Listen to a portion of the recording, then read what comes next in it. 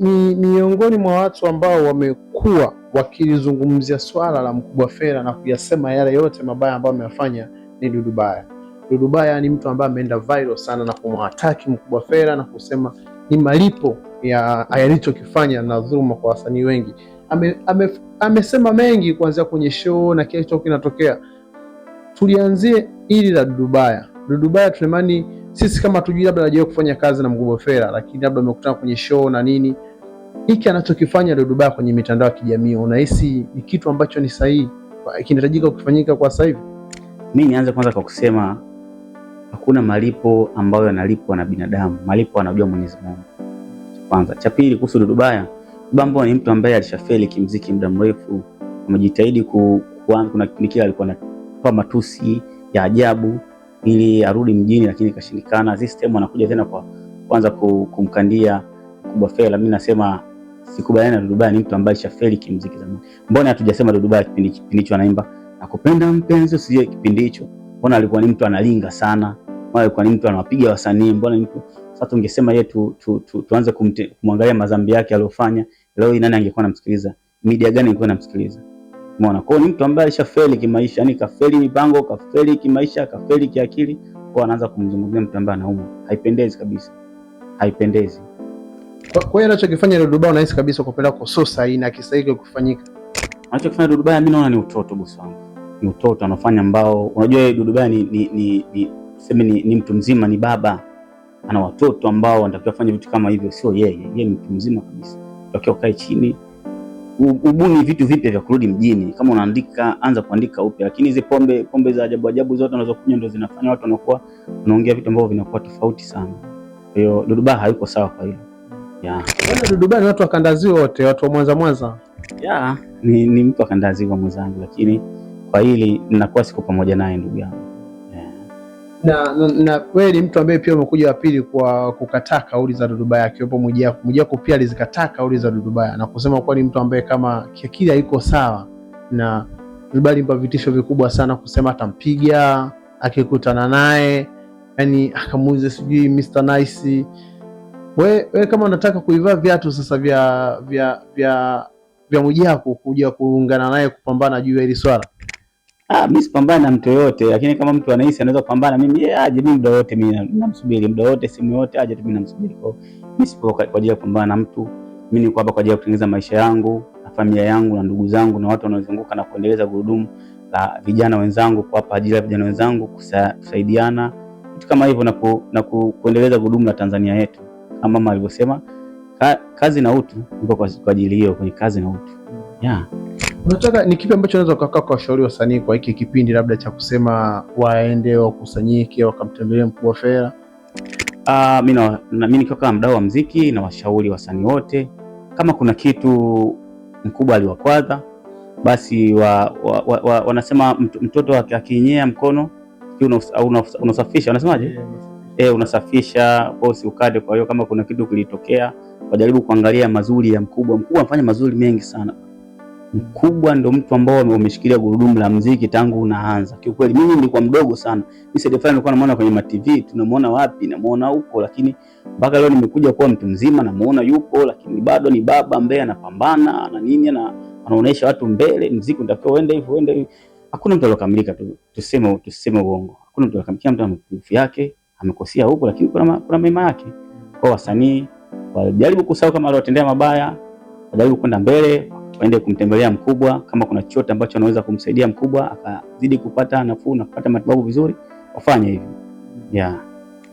Kauli ambayo sasa hivi inakwenda trending ya Mkubwa Fella, aliwahi kusema kama mje kunipa tuzo nikiwa hai, sitarajii siku nikifa mkachukue jeneza langu mkaliage, mwili wangu mkauage leaders, kama mmeshindwa kunipa tuzo yangu nikiwa hai. Hii ni kauli ambayo watu wamekuwa wakisema kama Mkubwa Fella alikuwa anawakumbusha wasanii na wameshindwa kujua, wanasubiria siku labda atakapoondoka duniani ndio wafanye kama wajifanye wote wako pamoja naye. Hiyo mimi nimeiona kwa sio kwa wasanii tu, kwa watu wote ambao wanakuwa hapo. Mtu akiwa anafanya kitu hakionekani, mtu anaona huyu mtu hakuna anachokifanya, lakini baada mtu kuwa hayupo akiondoka, ndio watu wataanza kujiorganize, kujikusanya, bana tupeleke hichi, tufanye hichi, mtu alikuwa hivi na hivi. Lakini wamesahau kukumbuka hapa sasa anapoumwa, angejaribu kufanya jitihada hizo na kujaribu kumpush mtu, huenda angeendelea kuwa vizuri na akapata amani ya moyo wake vizuri.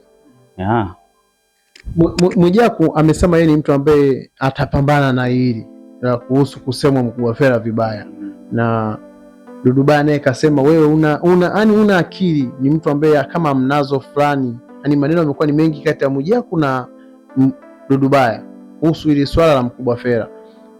Wewe Mwijaku ukimtazama, ni Mwijaku ni mtu aina gani? Kwa mfano labda watu wanamtoka kumchukulia nje, lakini kwa hiki anachokifanya zidi ya Dudu Baya na swala Mkubwa Fella, Mwijaku unamweka upande upi?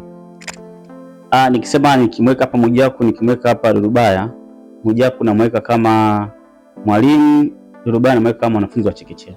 Ndio tofauti wangu uliopo. Sababu Mwijaku ni mtu ambaye ana elimu, usiona anajichetua tu, lakini mtu ambaye ana elimu, naamini kabisa anakaa vizuri na familia yake, ni mtu muelewa. Hata mimi nadhani unaona shari kumfanyia matangazo ofisini kwangu, ni mtu ambaye anajitambua, anajua ni nini anafanya.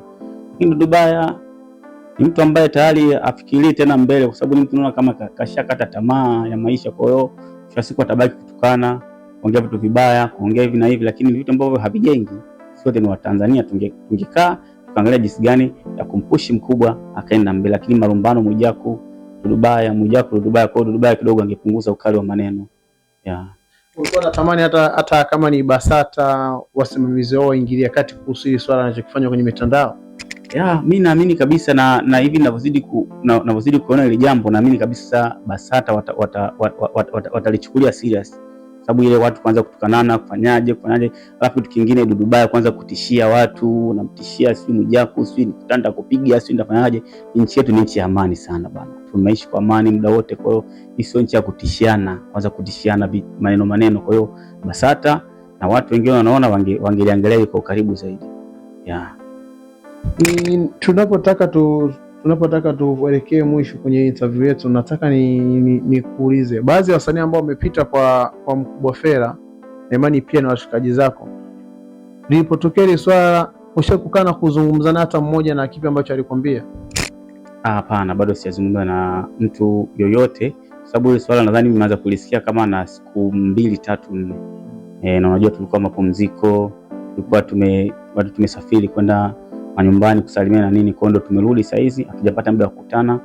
Alafu sio swala la kuongea kwenye simu kampigia fulani sio hivi na hivi, hapana. Swala ndio kia mkutana, mfano nakutana na Kibela na Enoki, vipi inakuaje, Aslay inakuaje, hivi na hivi na hivi, kwa swala la kuongea, lakini bado hatujafikia muda wa kuongea swala. Jux pia ni msanii ambaye amepita kwa Mkubwa, aliwahi kusema Jux pia ni msanii ambaye ana nguvu zake pale, lakini sisi tulikuwa tutambue hilo, na Jux kachukua tuzo jana Nigeria, yes, msanii bora wa kiume East Africa. Watu wameanza kama angusha Diamond. Jux ndo muda wake sasa. Unahisi kama sasa Jux anaingia kwenye uamba fulani kwenye game sasa kutaka kushindana?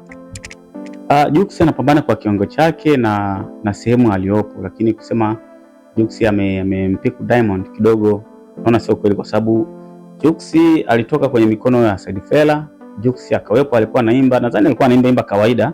Baada ya Jux kuwa pamoja na Diamond, ndio tunaona kidogo ameanza kwenda viral, kupata makolabo na Diamond, kupata kolabo na Jinako, umekuwa na karibu. Kwa hiyo ameanza kwenda viral. Kwa hiyo napenda kusema kwamba hizi pia zote ni jitihada za Diamond kutaka kumpush Jux ili na yeye haende mbele zaidi kama yeye.